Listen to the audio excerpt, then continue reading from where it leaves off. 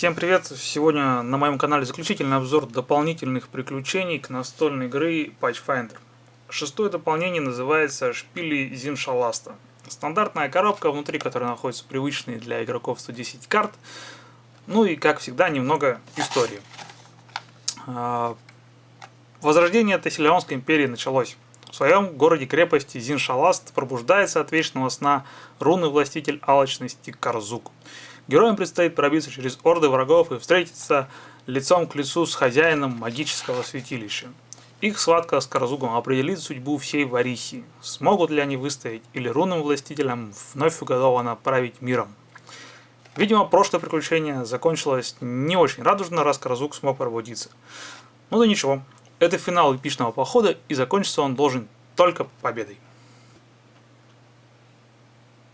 Сама карта приключений с указанными 5 сценариями. Ну, начнем по порядку. Сценарий номер 1. Лачуга в лесах, в снегах. Прислужниками тут у нас введение каннибал. С такой механикой сценария мы уже сталкивались, когда играли во второе дополнение Адепты Живодера.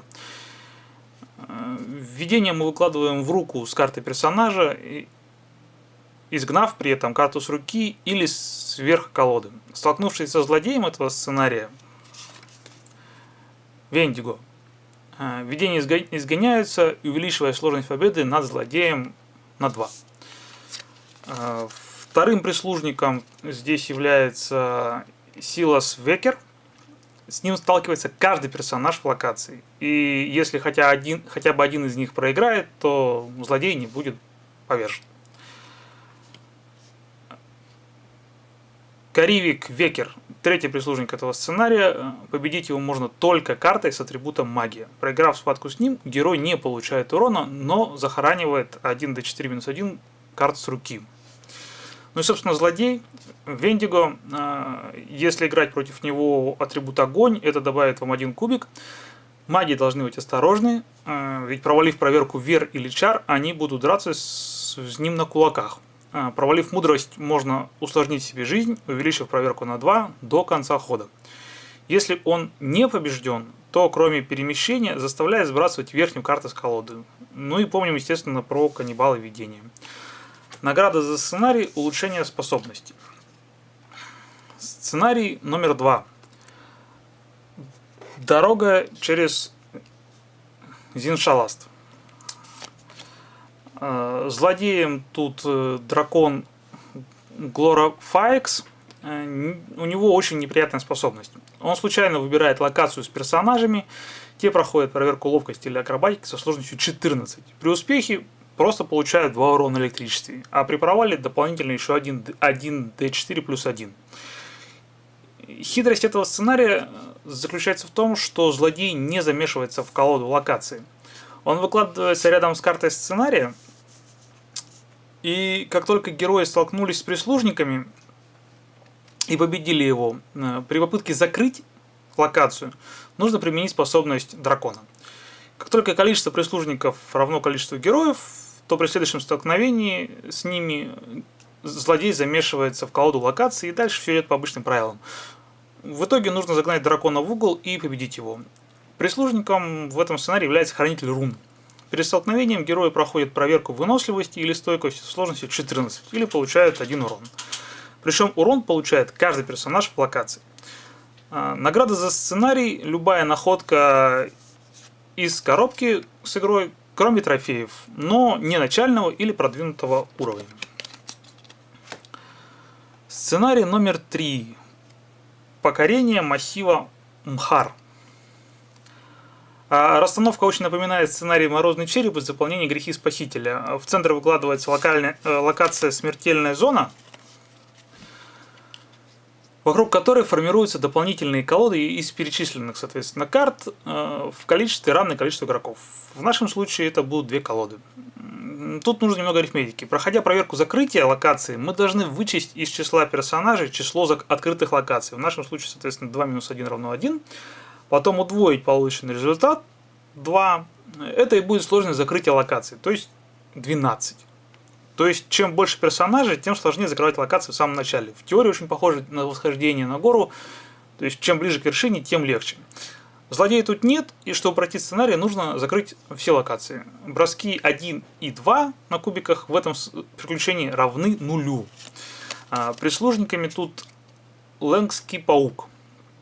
Магам нужно быть поосторожнее, ведь выбросив на d6 результат 1, 2 или 3, они не могут сыграть заклинание с атрибутом атака.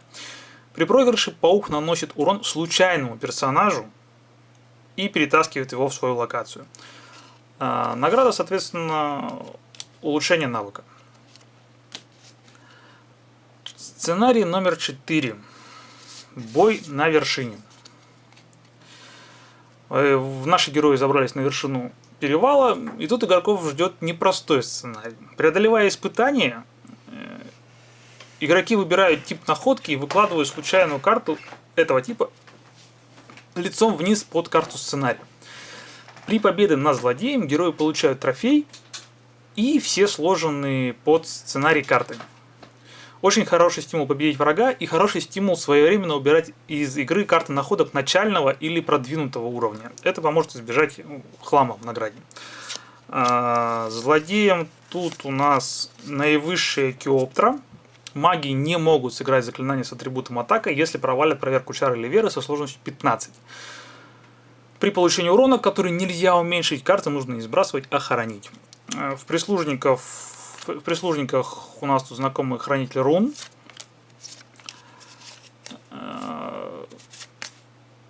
Виориан Диканти и Халиб. Если Виория не побеждена с первого раза, с ней начинает сражаться случайный персонаж в этой же самой локации. Халиб же перед боем раздает просто урон направо-налево. Есть в этом сценарии особенность. Локация Лэнгский механизм. Вот она. Перед началом игры на нее выкладывается 12 маркеров. Если персонаж заканчивает свой ход в этой локации, он должен убрать 1 d4 маркеров. Когда все маркеры будут убраны, в игру вступает злодей. Нечто из иных времен. Если игрок получает урон от этого злодея, то кроме сброса с руки, он еще должен сбросить столько же карт из колоды благословений. Причем, если урон можно сократить, то благословениями такой номер не пройдет, их нужно сбрасывать все равно. Так что не будите лихо, пока оно спит. Сценарий номер 5. Сценарий номер 5. Внутри ока. Внутри ока. Финал всего приключения в игре Pathfinder «Возвращение рунных властителей». Здесь есть только одна локация, которая называется «Рунный колодец». В начале хода мы должны будем захоронить одну карту по выбору в этой локации. Колоды благословений здесь нет. Вместо этого мы замешиваем злодея и прислужников в колоду локаций. Закрыть локацию нельзя, пока не закончится колода. И Карзуга, который тут злодей, не одолеть, пока колода не закрыта. То есть он может быть встречен в самом начале игры, будет побежден и опять замешан в колоду. Совсем непросто, совсем. Собственно, злодей Карзуг изыматель. Столкновение с ним прервать нельзя. Маги могут быть очень сильно опечалены, ведь чтобы разыграть заклинание с атрибутом атака, нужно пройти проверку. Провалив ее, мало того, что не сможешь разыграть карту, так еще и 1 урон получишь. Кроме того, перед боем нужно проходить еще проверки, чтобы не получить 1 d4 плюс 1 урона, ведь 2 урона ты получишь в любом случае. Ну и после схватки этот злодей наносит 1 урон тем, у кого нет навыка чар или веры. Очень злой персонаж. Очень. Помогают ему хранитель рун. И порабощенный синий дракон. Дракон перед столкновением делает то же самое, что и Карзук. Нужно проходить еще проверки, чтобы не получить 1 d4 плюс 1 урона, к дополнительным 2 уронам, которые игрок может получить в любом случае. Что ж, на этом я заканчиваю обзор дополнительных колод. Надеюсь, вам было интересно, и вы прониклись в замечательной настольной игрой Pathfinder «Возвращение рунных властителей». Считаю, что это простой способ прикоснуться к играм жанра ДНД. Здесь нет необходимости отыгрывать роль, но механика проверок, пусть и в облегченном виде, очень похожа. Кроме того, если вам понравилась игра, вы можете сыграть в полноценную ролевую игру по этому миру. Благо, она сейчас вполне доступна на русском языке. Ну и последняя новость. Буквально сегодня Crowd Republic анонсировала на осень выпуск новой коробки к карточной игре. Что это будет, пока не ясно, идет голосование. Принять в нем участие можно, перейдя по ссылке в описании к этому видео. На этом все. Спасибо, что посмотрели, подписывайтесь на канал и не переключайтесь. Будет интересно. Всем пока!